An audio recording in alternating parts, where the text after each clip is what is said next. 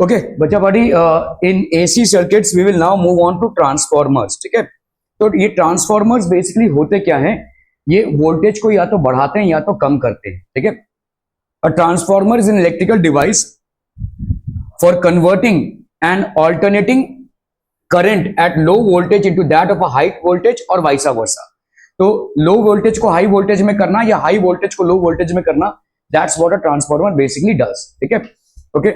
जैसे अगर आप देखोगे ये जो आपका यूपीएस होता है, ये भी एक आपका मिनिएचर ट्रांसफॉर्मर है. ठीक है, आपने बेसिकली यूपीएस या इन्वर्टर को जब आप लगाते हैं तो यूपीएस बेसिकली करता क्या है कि आपका ये एक सर्किट है, ये जल ना जावे, इसके लिए आप यूपीएस लगाते हैं. कभी भी वोल्टेज का अप डाउन हो सकता है और इससे बर्न आउट हो सकता है. ठीक है, जिस सर्किट में जितना करंट जाना चाहिए उससे ज्यादा चला गया या कम चला गया तो उसका खराब होना मतलब संभव है. ठीक है, तो हम कभी कभी स्टेबिलाईजर्स लगाते हैं. देखो, ठीक है, स्टेबिलाईजर्स होते हैं. सो ये स्टेबिलाईजर जो होते हैं ये क्या करते हैं, प्रिसाइसली यूपीएस तो नहीं बोलेंगे लेकिन स्टेबिलाईजर बोलेंगे अपन. What is basically a stabiliser doing? तो स्टेबिलाईजर करता क्या है, ये करंट को कंट्रोल करता है. करंट को मतलब वोल्टेज को. अगर समझ लीजिए अचानक भयानक में वोल्टेज कम हो गया सप्लाई की वजह से, तो उसको ऊपर करना या वोल्टेज को रेगुलेट करना. ठीक है, that is what a stabiliser does. आपके फ्रिज वगैरह में आज की तारीख में स्टेबिलाईजर फिट होते हैं पहले से ही. ठीक है, so stabilisers work as transformers. Stabilisers are home transformers. ठीक है, so if it increases the input voltage it is called step up transformer. मतलब जो वोल्टेज है उसको अगर ये बढ़ा रहा है तो उसको अपन बोलेंगे स्टेप अप ट्रांसफॉर्मर. ठीक है, and if it decreases the input voltage it is called a step down transformer. अगर भाई साहब ये डिक्रीज कर रहा है तो उसको अपन स्टेप डाउन ट्रांसफॉर्मर बोलेंगे. ठीक है, it works on the principle of mutual induction. तो इसका प्रिंसिपल क्या है भाई साहब, mutual induction. When a changing current is pass through one of the two inductively coupled coils. ठीक है, and induced EMF is set up in the coil. तो आपका भाई साहब एक चेंजिंग वोल्टेज है, एसी वोल्टेज है भाई साहब. देखो, ठीक है, mutual induction. When a changing current क्यों होगा, क्योंकि एसी सोर्स है. ठीक है, when it pass through one of the two inductively coupled coils and induced EMF is set up in the other coil. तो उस दूसरे कॉइल में एक इंड्यूस्ड ईएमएफ सेटअप हो जाएगा. ठीक है, so will see the working here. ठीक है, तो आपका कंस्ट्रक्शन अगर हम देखेंगे, a transformer essentially consist of two coils of insulated copper wire. Insulated copper wire है मतलब आपका प्लास्टिक के अंदर है. ठीक है, having different number of turns and wound on the same soft iron core. तो आपका देखो यहाँ पे नंबर ऑफ टर्न्स जो है वो अलग अलग है, कभी इसमें ज्यादा कभी इसमें ज्यादा. ठीक है, सो ये आपका भाई साहब प्राइमरी कॉइल है, ये आपका सेकेंडरी कॉइल है. तो number of turns for primary coil will be different from the number of turns that we would be having in a secondary coil. ठीक है, और क्या हो जाएगा भाई साहब, दोनों कॉपर से बने हुए हैं. ठीक है, having number of turns and bound on the same soft iron core. आपका अंदर क्या है भाई साहब, सॉफ्ट आयरन कोर है. Why have we chosen soft iron core? Yesterday we saw in the property of magnetization, soft iron is what type of a material? It is a ferromagnetic material. It is basically a ferromagnetic material है, और इसके coercivity और आपका भाई साहब, हाँ, coercivity और retentivity. ठीक है, coercivity और retentivity दोनों भी भाई साहब इसके कम है. ठीक है, both are less. coercivity and retentivity are less. ठीक है, जिसके वजह से हम इसको यूज करते हैं. Okay, The coil P to which electric energy is supplied is called the primary. तो ये आपका भाई साहब प्राइमरी कॉइल है जहां पे आपका एसी सोर्स से वोल्टेज आ रहा है. इसको अपन क्या बोलेंगे, this is known as the primary coil. And the coil from which energy is drawn to और आउटपुट, तो इसको अपन बोलेंगे भाई साहब secondary coil. This one will be known as the primary coil and this one will be known as the secondary coil. To prevent energy losses due to eddy currents a laminated core is used. तो आपका भाई साहब laminated core है, मतलब इस core को अपन ने laminate किया है, इसका एक प्लास्टिक कवरिंग लगा हुआ है. एडी करंट्स ना जनरेट हो. एडी करंट्स मतलब इसके अंदर ही करंट जनरेट होंगे, उसको अवॉइड करने के लिए we have used a laminated core. Because of high permeability of soft iron. तो permeability of soft iron is high.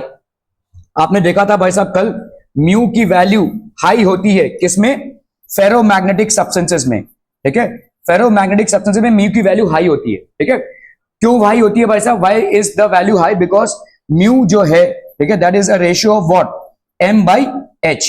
और यहां पे आपका m का जो मैग्नेटाइजेशन है that is to higher than h. ठीक है, जिसके वजह से आपका म्यू का वैल्यू हायर होगा. ठीक है, so due to the high permeability of soft iron core, ठीक है, the entire magnetic flux due to the current in the primary coil practically remains in the iron core and hence passes fully to the secondary. ठीक है, तो आपका entire magnetic flux due to the current in the primary coil, इसका भाई साहब क्या होगा, देखो यहां पे आपके कॉइल्स हैं, मैग्नेटिक फील्ड जनरेट होगी, इसका जो आपका फ्लक्स जनरेट होगा ये पूरा पूरा भाई साहब इसके अंदर से इंदर जाएगा. ठीक है, कल आपने देखा था अगर आपका डायामैग्नेटिक सब्सटेंस, तो फेरोमैग्नेटिक सब्सटेंस में कैसा होगा, जैसे मतलब नॉर्थ पोल है और साउथ पोल है, आपने बीच में अगर फेरोमैग्नेटिक सब्सटेंस रख दिया तो कैसे जाएगा भाई साहब, सब इधर से होता हुआ जाएगा, है ना. तो यहां पे भी ऐसा ही होगा, जो भी आपके मैग्नेटिक फील्ड्स क्रिएट होंगे उसको बंद कीजिए. ये क्या है, फिजिक्स क्या है, it's not what I am teaching, right. तो इधर you stay home and study और सेल्फ स्टडी करिए, ये मुझे नहीं चाहिए. यहाँ पे आपको सेल्फ स्टडी करना, आप घर पे बैठ के कीजिए. It makes no sense to me. ना ये हो पाएगा ना वो हो पाएगा, ना आपके लिए सेंस के बात होगा ना मेरे लिए. तो आपका भाई साहब यहाँ पे जो भी these are basically magnetic fields, ये मैग्नेटिक फील्ड लाइंस आपके इसके अंदर से जाएंगे. क्यों, क्योंकि ये आपका एक फेरोमैग्नेटिक सब्सटेंस है. This is basically a ferromagnetic substance. ये आपका हो गया लैमिनेटेड कोर. ठीक है, okay. So this is basically a laminated core. This also prevents the stray currents being generated in the inductor lying around.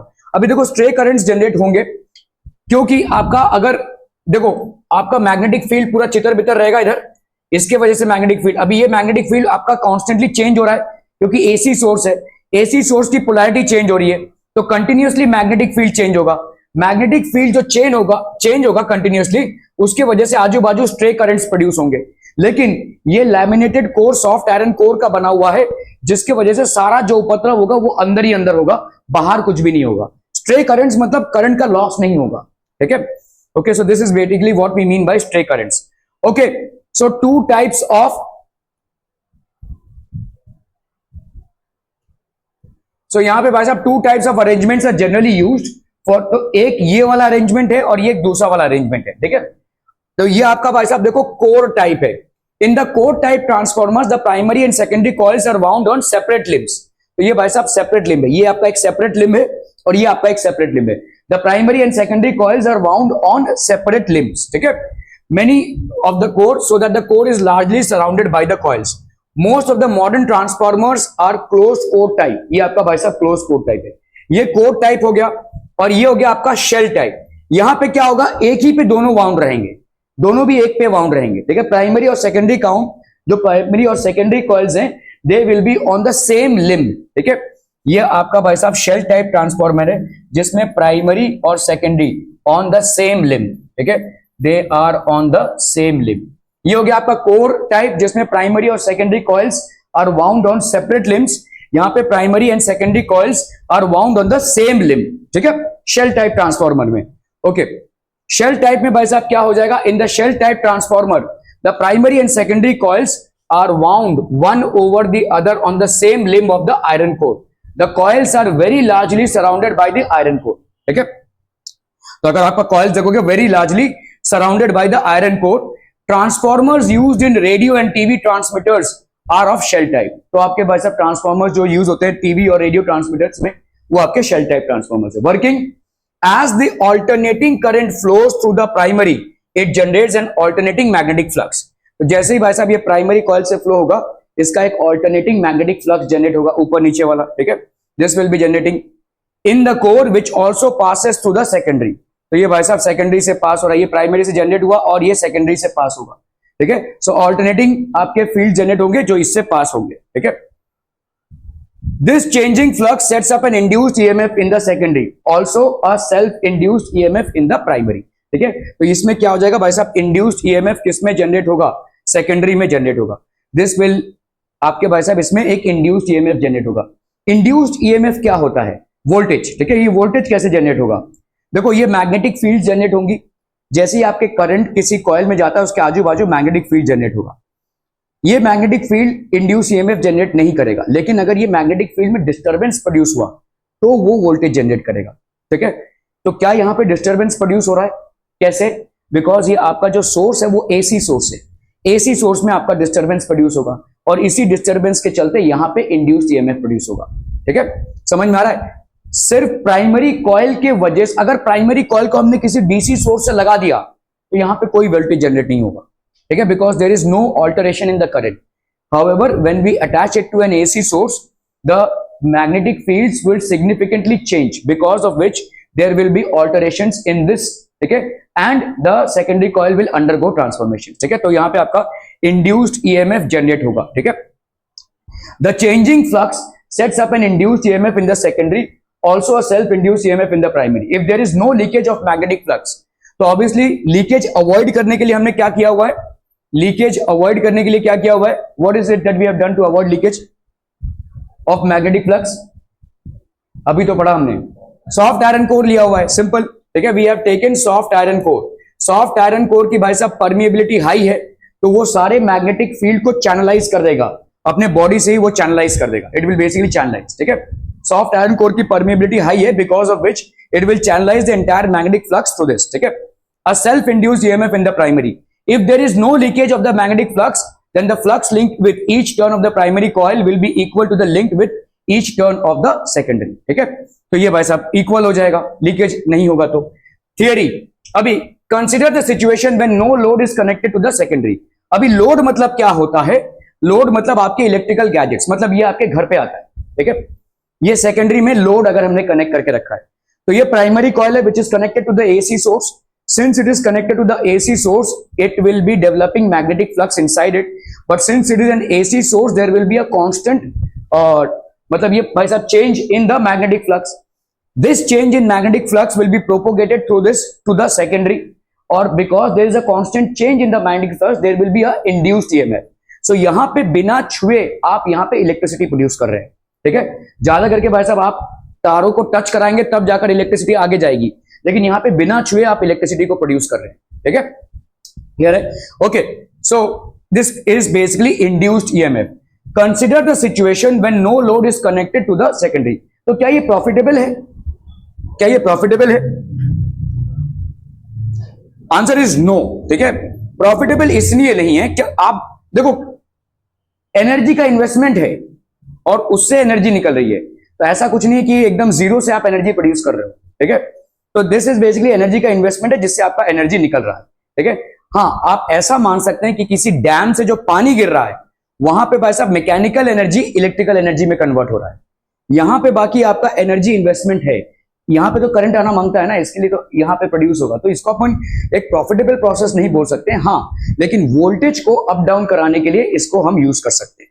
ठीक है, okay, सो आपका भाई साहब this will be what. Okay, consider the situation when no load is connected to the secondary, that is terminals are open. N1 and N2 be the number of turns in the primary and secondary. तो primary में भाई साहब N1 turns हैं, secondary में आपके कितने हैं? N2 turns है. Induced EMF in the primary coil. Primary coil में इंड्यूस कैसे होगा EMF? भाई साहब देखो ये प्राइमरी कॉइल है, ये किसमें कनेक्टेड है भाई साहब? AC सोर्स में ये कनेक्टेड है. AC सोर्स मतलब वोल्टेज का भाई साहब पोलैरिटी चेंज होना. तो यहां पे देखो मैग्नेटिक फ्लक्स चेंज होगा, कॉन्स्टेंटली चेंज होगा, और अगर मैग्नेटिक फ्लक्स कॉन्स्टेंटली चेंज होगा क्योंकि पोलैरिटी चेंज हो रही है, तो magnetic flux will change. Magnetic flux के कॉन्स्टेंटली डिस्टर्बेंस से आपका क्या प्रोड्यूस होगा? The change in magnetic flux basically produces electric current. Electric current produce होता है आपके वोल्टेज से, तो इंड्यूस्ड ईएमएफ मतलब इसके अंदर एक वोल्टेज प्रोड्यूस होगा जिसके बाद ऑब्वियसली करंट प्रोड्यूस होगा. So induced EMF in the primary coil हमारा भाई साहब यहां पे कितना हो जाएगा? That will be -N1 d∅ by dt. Any reason why it is a negative? Induced EMF always opposes the current. मतलब जैसे समझो अगर आपका ये करंट जा रहा है, ऐसे जा रहा है, देखो ठीक है, करंट समझो ऐसे जा रहा है, तो आपका जो इंड्यूस्ड EMF होगा वो इसको अपोज करेगा, वो दूसरी तरफ जाएगा. ठीक है, तो induced EMF will be opposite to the direction of the current in the primary coil. Now if the primary coil happens to have N1 turns, ठीक है, हमको भाई साहब d∅ by dt is the rate of change of magnetic flux. ठीक है, तो ये हो गया भाई साहब आपका फ्लक्स का change -d∅ by dt, where phi is the magnetic flux linked with each turn of the coil. तो E1 की वैल्यू क्या हो जाएगी? -N1 d∅ by dt. आप बोलेंगे भाई साहब ये मैग्नेटिक फ्लक्स अभी कैसे निकालेंगे? इसका मतलब क्या B into A करना है? हाँ, B into A करना ही है, लेकिन यहाँ पे B into A तक की नौबत नहीं आएगी. ठीक है, most of your problems are not that complicated if they are correlated to transformers. ठीक है, तो यहाँ पे E1 की वैल्यू ये हो गई. ठीक है, ओके, अभी 10 आपका भाई साहब induce EMF in the secondary coil. वैसे ही आपका भाई साहब सेकेंडरी कॉइल में क्या हो जाएगा? E2 will be -N2 d phi by d t. This is rate of change of magnetic flux. Magnetic flux होता है आपका B into A, area vector into the magnetic field that is applicable. So E is the EMF applied. अभी भाई साहब E2 by E1 कितना हो जाएगा, N2 by N1। If E be the EMF applied to the by Lenz's law, self induced EMF opposes the E in the primary coil। तो आपका self induced EMF भाई साहब जो है E1, ये प्राइमरी कॉइल के उसको अपोज करेगा। तो आपका भाई साहब यहां पे क्या हो जाएगा, देखो मैंने जैसे बोला आपका लेंज लॉ क्या बोलता है, लेंज लॉ बोलता है कि जब भी आपका ईएमएफ इंड्यूस्ड होता है वो ओरिजिनल ईएमएफ को हमेशा अपोज करेगा, ठीक है। So resultant EMF primary coil में कितना हो जाएगा, भले ही आपने भाई साहब इसको एक ऐसे सोर्स से कनेक्ट किया, लेट्स से यहां पे भाई साहब E है, ठीक है, लेकिन आपका रिजल्टेंट ईएमएफ क्या हो जाएगा, E minus E1। E1 is the induced EMF which is produced, that will be the resultant EMF, ठीक है। तो आप भाई साहब यहां पे बोल सकते हैं V is equal to IR होता है, V is equal to भाई साहब IR होता है, तो अपन यहां पे क्या बोल सकते हैं, E that is the induced EMF in the primary coil will be equal to I that is current that is flowing through it and resistance of the primary coil। इसको अपन क्या लिख सकते हैं भाई साहब, E minus E1, this is the resultant EMF, ठीक है, in the primary coil। Primary coil में ये रिजल्टेंट EMF हो जाएगा RI1। तो E बेसिकली क्या है, the EMF of the AC source to which it is connected. E1 is what, the induced EMF which is basically opposing this, ठीक है। तो आपका E2 by E1 कितना हो जाएगा, N2 by N1। R B clear, ये तो हो गया भाई साहब E minus E1 हो गया आपका R। तो आपका भाई साहब but R is very small, so the term R1 can be neglected, इसीलिए अपन क्या बोल रहे हैं, E is equal to E1 actually में। लेकिन देखो कभी कभी सवाल आपके बन सकते हैं कि कुछ तो रेजिस्टेंस होगा ना भाई साहब, होगा ही, ठीक है। तो E is equal to E1 इसलिए ले रहे हैं अपन क्योंकि यहाँ पे R बहुत स्मॉल है, एक कंडक्टर लिया हुआ है अपन ने, ठीक है। So this will be E is equal to E1, तो the term R1 can be neglected. तो हम यहाँ पे क्या बोल सकते हैं भाई साहब, E2 by E1 is equal to N2 by E1। तो E2 क्या है, आउटपुट वोल्टेज, E1 क्या है, इनपुट वोल्टेज, N2 क्या है, number of turns of the secondary coil, N1 क्या है, number of turns of the primary coil.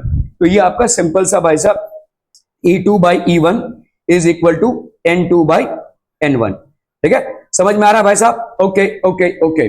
So the ratio N2 by N1 of the number of turns in the secondary to that in the primary is called turns ratio, इसको अपन turns ratio भी बोलेंगे, ठीक है।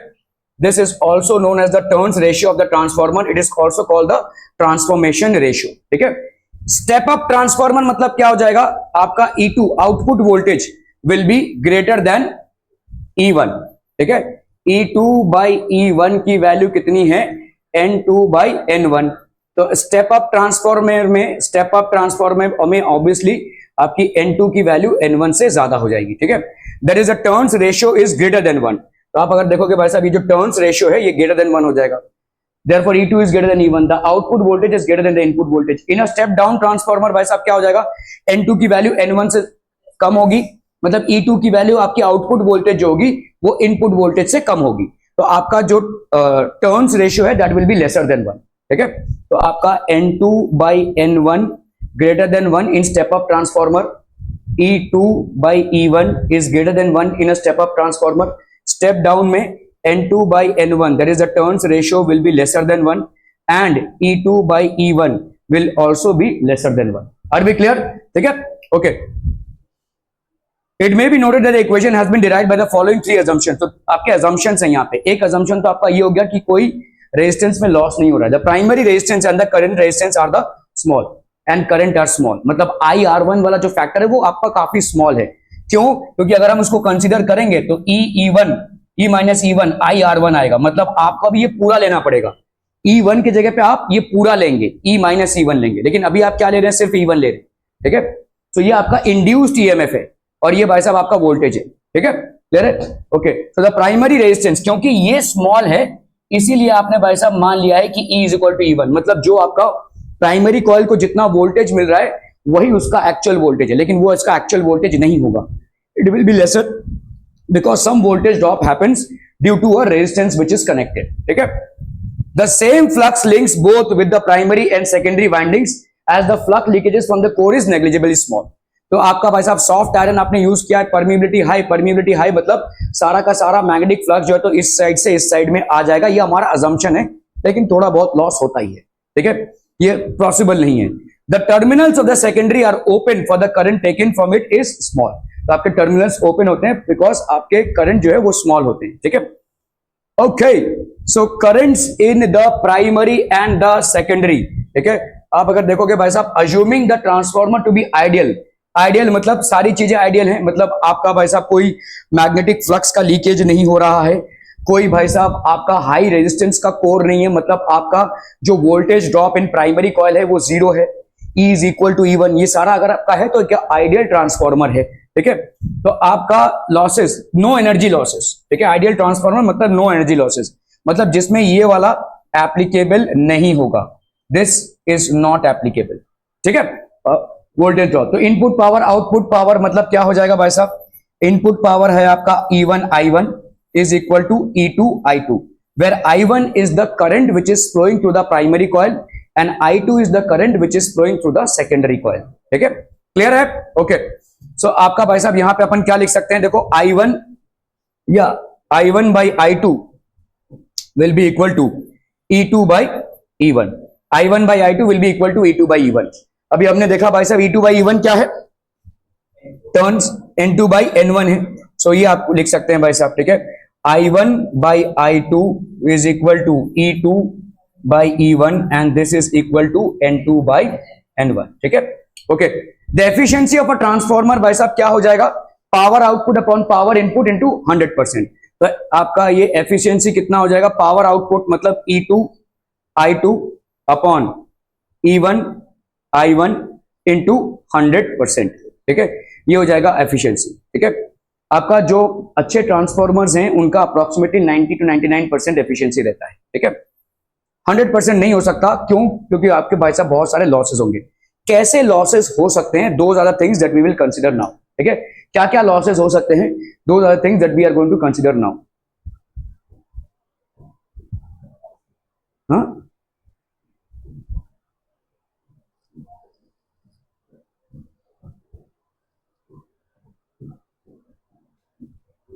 5 बजे क्यों आ गए?